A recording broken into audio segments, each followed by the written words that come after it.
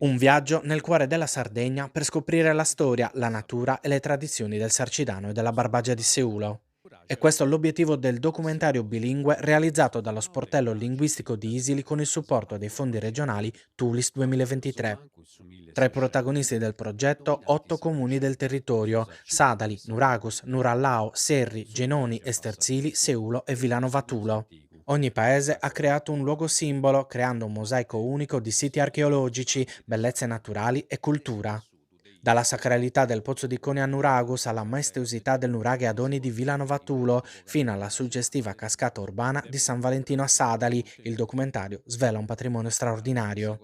Ad accompagnare gli spettatori la voce dell'archeologo Nicola Dessì, che guida tra i segreti di siti unici come il villaggio nuragico di Montenugia e Sterzili e il santuario di Santa Vittoria di Serri, testimoni di un passaggio ricco e affascinante.